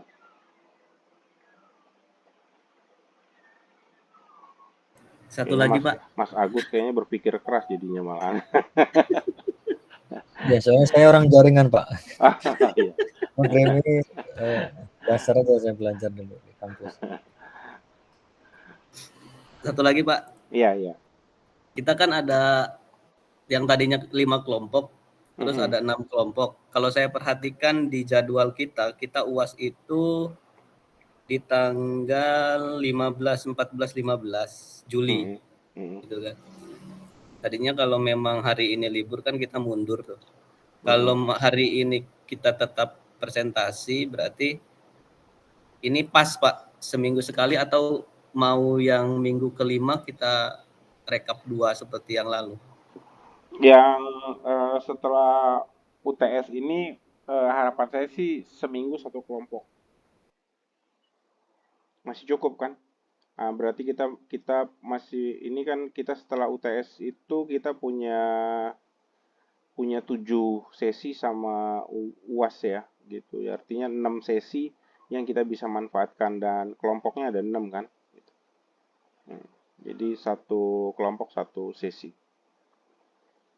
Karena kalau kayak kemarin kan karena memang insiden ya, itu di sesi yang terakhir ada 2 kelompok, itu sebenarnya pembahasannya jadi agak singkat ya itu. Padahal mungkin kelas ini kan banyak yang bisa memberikan kritik saran yang seru sebenarnya gitu.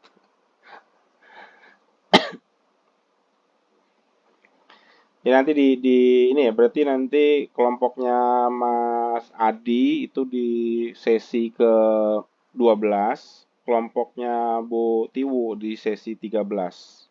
Gitu. Ya.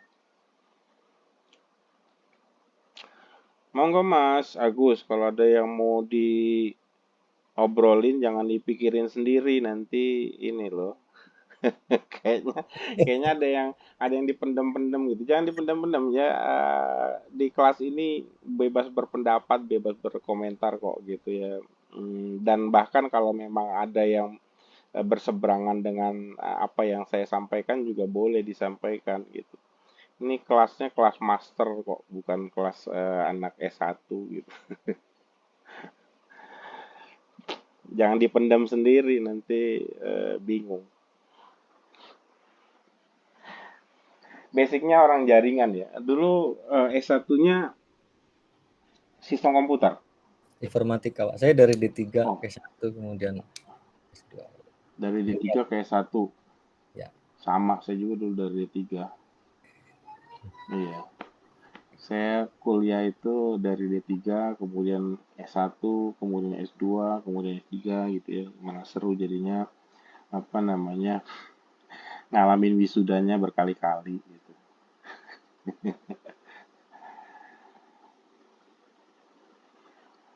Tapi memang kalau saya perhatikan justru skill teknis itu lebih banyak memang saya ya, kalau saya pribadi saya dapat lebih banyak teknis itu di D3. Betul, Pak. Betul. Waktu S1 ya udah tinggal ini aja lah. Tapi ilmu teknisnya di D3 saya lebih banyak memang.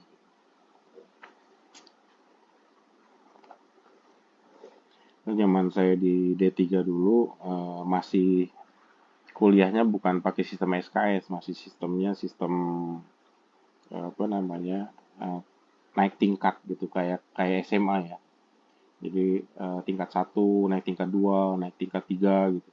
Dan kalau nggak naik tingkat itu ngulangnya 1 tahun, bukan ngulangnya 1 mata kuliah, ngulang 1 tahun. Ya kayak nggak naik kelas aja lah gitu ya. Nah itu dulu zaman saya itu naik tingkat 2 mau naik tingkat 3 itu ujiannya adalah membuat project pemrograman dari kakak tingkat. Jadi di tingkat 3 itu mereka buat skripsi minor namanya. Itu mereka membuat desain dari sebuah sistem. Kemudian desain sebuah sistem itu setelah diujikan selesai dikasih ke adik tingkatnya untuk direalisasi. Jadi kami dulu wajib merealisasi desain yang dibuat oleh kakak tingkat untuk bisa naik tingkat 3. Nanti setelah naik tingkat 3 baru kita dulu bicara tentang konsep gitu. Jadi memang tahapan menjadi seorang sistem analis itu idealnya pernah menjadi seorang programmer dulu. Karena kalau seorang sistem analis nggak pernah jadi programmer, ya naluri pengembangannya dia biasanya kurang.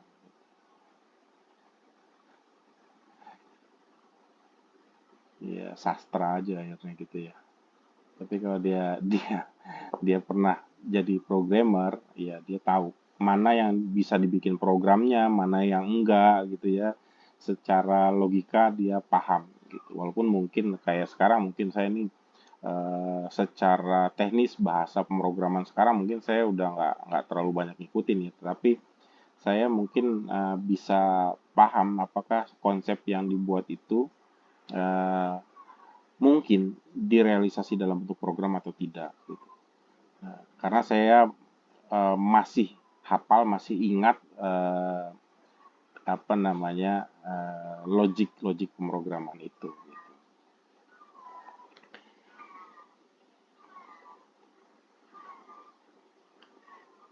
Kalau kita nggak pernah bikin program ya pasti ini kadang-kadang apa namanya konsepnya suka ngaco gitu.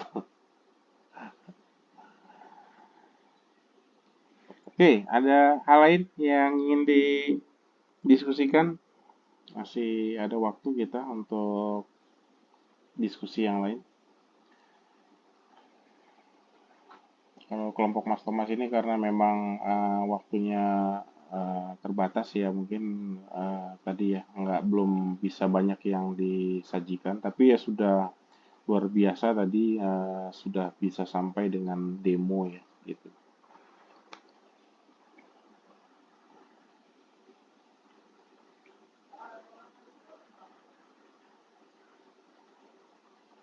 Minggu depan berarti kelompoknya siapa minggu depan? Offline-nya Pak, minggu depan. Minggu depan offline kita. Offline apa online ya? Di jadwal offline apa online minggu depan kita?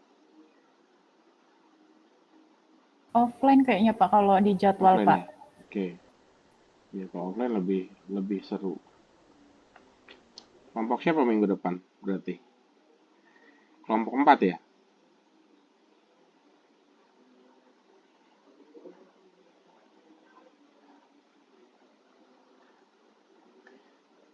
yang punya kelompok nggak pada ngaku sih kayaknya. Lupa kelompok berapa. Ya ngaku nggak ngaku nanti di LMS tetap aja keluar gitu ya yang ditunjuknya kelompok siapa gitu ya. Karena memang sedang ngikutin aja alur yang sebelum tes.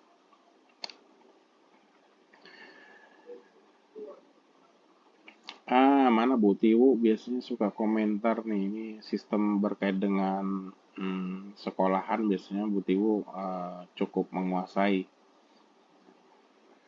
Umaidi kelompok berikutnya, Pak. Kelompok Umaidi, iya. Nah tuh Bu Tiwu sudah open mic tuh. Oh ya. Bu. Ya, terima kasih Pak. Kalau untuk di sekolah, dulu memang pernah menggunakan kartu ya, cuman ya itu banyak penyalahgunaan. Kadang titip absen, Pak. Kemudian dilanjutkan dengan Finger. Pernah saya juga termasuk mengelola di situ. Saya iseng-iseng kan harus didaftarkan 3 jari kita. Jadi saya coba pinjem 1 jari teman saya, ternyata nggak bisa, Pak.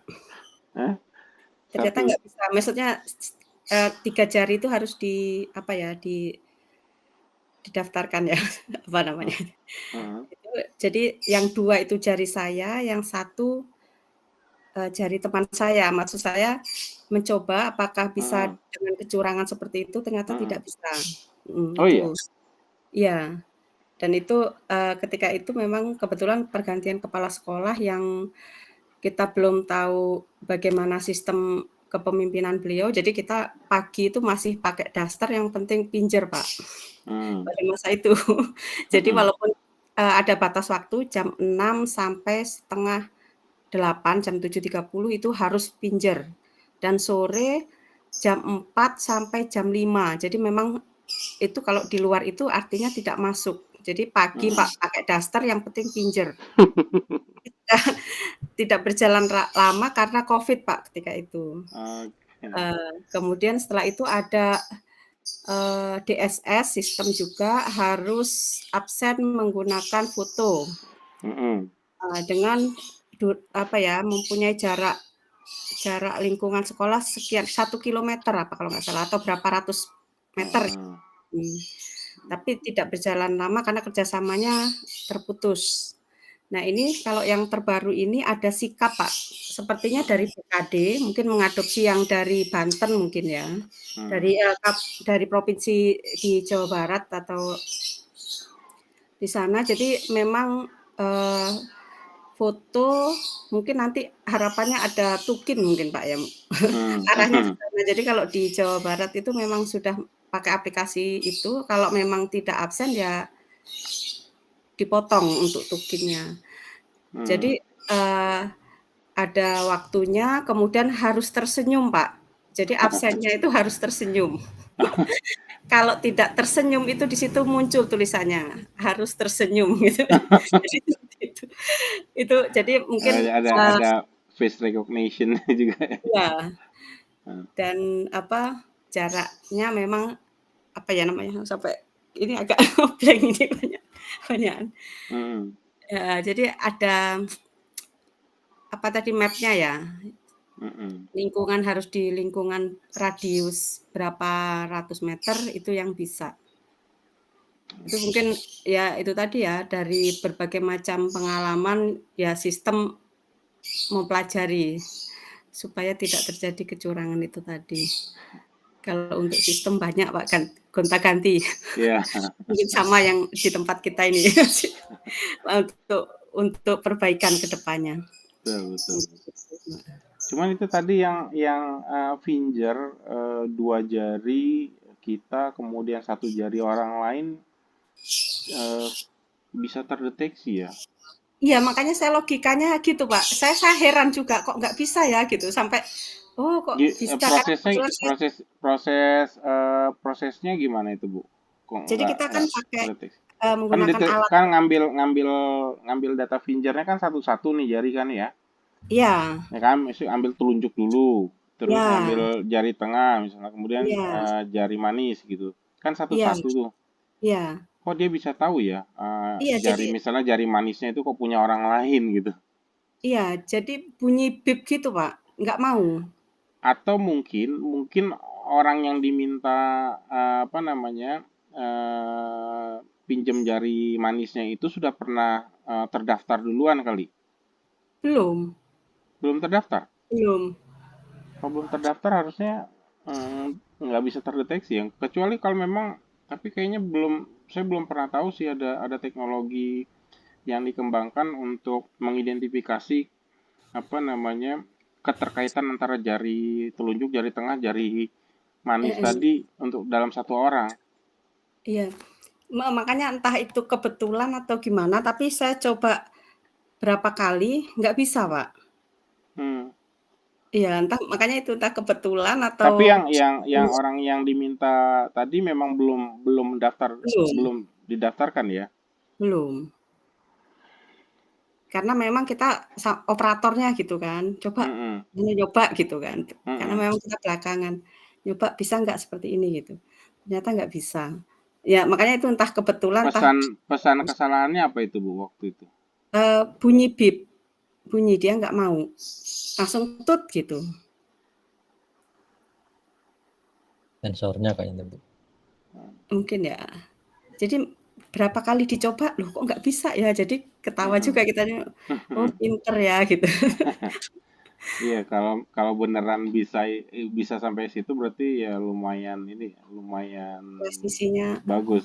bagus, mhm. Cuman saya nggak yakin sih sebenarnya gitu, sampai bisa mengidentifikasi itu. Kecuali kalau tadi ya mungkin yang orang yang diminta pinjam jarinya satu tadi dia sudah terdaftar Oh, duluan mhm di mhm. satu record gitu ya, sehingga begitu dimasukkan jari dia ya langsung teridentifikasi gitu, sudah ada Sudah ada gitu. gitu ya, mhm. Mhm. Iya, Pak. Atau mungkin ada yang lain, mungkin Mas Adi atau Mas Agus atau Mas Humaydi atau mungkin Mas Thomas atau yang lain pernah dengar ada sistem yang bisa identifikasi semacam itu?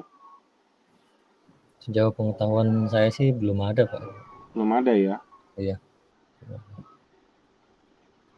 Iya, makanya saya agak heran juga kok bisa deteksi gitu. Kemungkinan error pembacaan ininya aja, Kemungkinan Iya, kebetulan ya itu ya. kebetulan. mungkin. Sepertinya kebetulan sih gitu. Oke. Tapi idenya menarik sebenarnya, ide curangnya maksudnya. Dia pakai jari, jadi bisa pinjam temennya untuk ngabsenin ya. Kebetulan sistemnya gagal mengidentifikasi, jadi nggak jadi dipakai Iya, idenya. nggak mau. Mungkin kalau dari sisi ininya, petugasnya berintegritas, metode biometrik itu masih yang paling sempurna sih mungkin menurut saya. Ya, sejauh ini memang betul. Biometrik itu ya yang agak sulit ini ya, agak sulit untuk dicurangi. Walaupun udah mulai ada juga gitu upaya-upaya itu.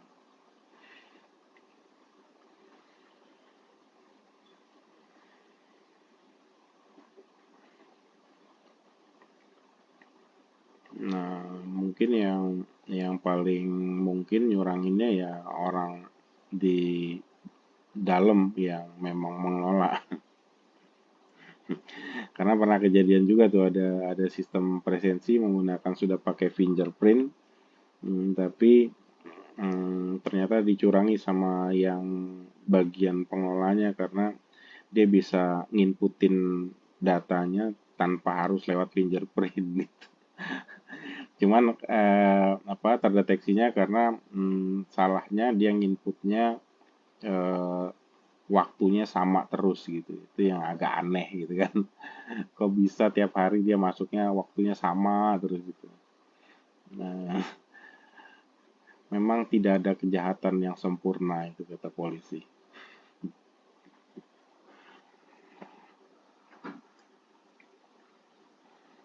Selalu ada celah yang meninggalkan jejak ya. Saya pernah ngakalin fingerprint pakai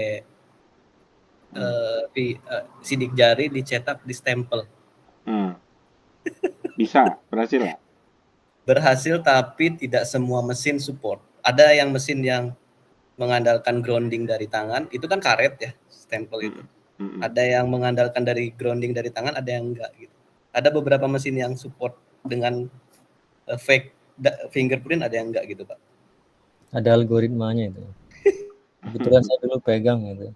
Nah, gimana tuh ceritanya Mas Agus?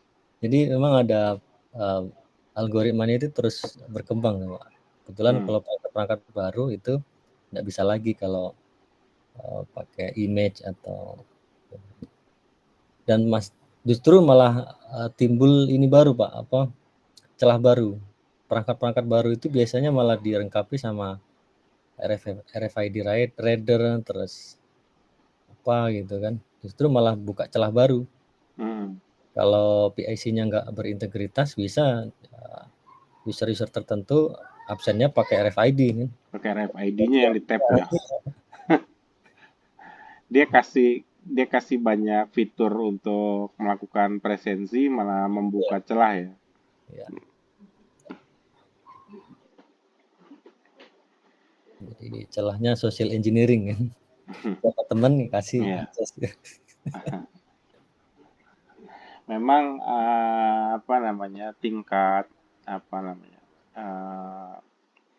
kelemahan sistem terbesar itu kan ada di manusianya gitu.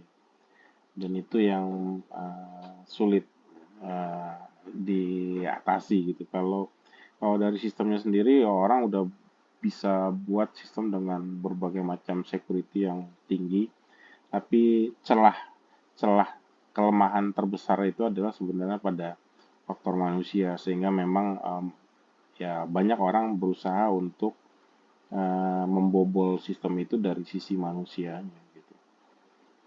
Itu yang banyak terjadi sekarang di dunia perbankan dan sebagainya. Itu kan kalau kita bicara security udah cukup baik ya sistemnya, tapi ada sisi lemah di usernya gitu ya, dimana user ini bisa direkayasa, tadi pakai social engineering itu ya gitu, dan disitulah orang bisa masuk gitu.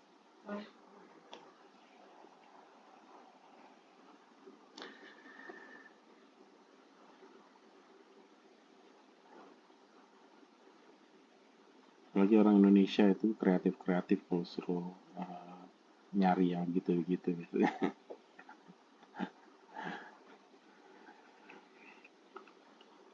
Oke, masih ada lagi mungkin yang ingin didiskusikan? Mungkin sambil nunggu diskusi yang lain, saya coba presensi ya. Ini presensi saya masih pakai di LMS. Nanti kalau memang sudah termigrasi datanya, baru kita akan ke sistem yang baru.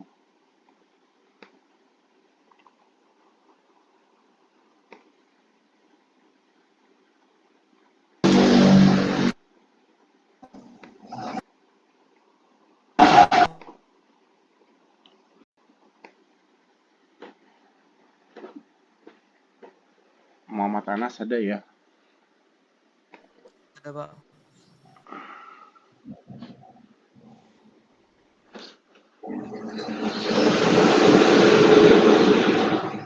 Mbak Ikna ada ya? Kelvin ada. Umaidi ada ya? Betul, Pak. Mas Adi juga ada. Yusar Fiska ada, Yusar Fiska.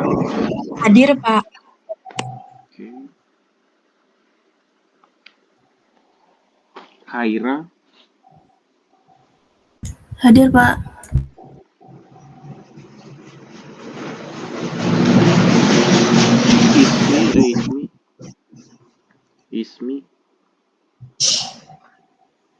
Ismi Hidayati ada?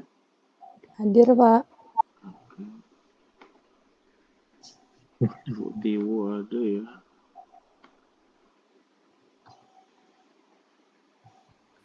Rodiatun ada, Thomas ada, Mas Agus ada, Firmansyah ada? Hadir, Pak. Oke. Agus juga ada. Randy, ada Randy. Ada hadir, Pak. Oke, hadir semua ya. Hadir, Ada Pak. yang mau dipanggil? Dita, Pak. Siapa? Dita. Dita.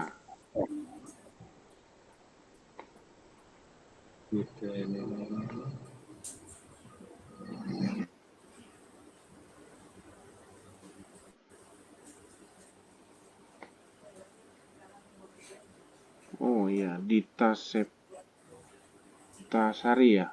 Iya, Pak. Sudah. Ada lagi? Ya semua ya. Oke, mungkin masih ada lagi yang ingin didiskusikan? Kalau nggak ada, mungkin saya pikir cukup ya untuk sesi ini. Terima kasih kelompoknya Mas Thomas sudah berbagi hari ini. Terima kasih juga kehadiran yang lain atas partisipasi dan saran maupun juga pertanyaan maupun juga diskusinya. Saya akhiri sesi ini. Assalamualaikum warahmatullahi wabarakatuh. Waalaikumsalam warahmatullahi wabarakatuh. Waalaikumsalam warahmatullahi wabarakatuh.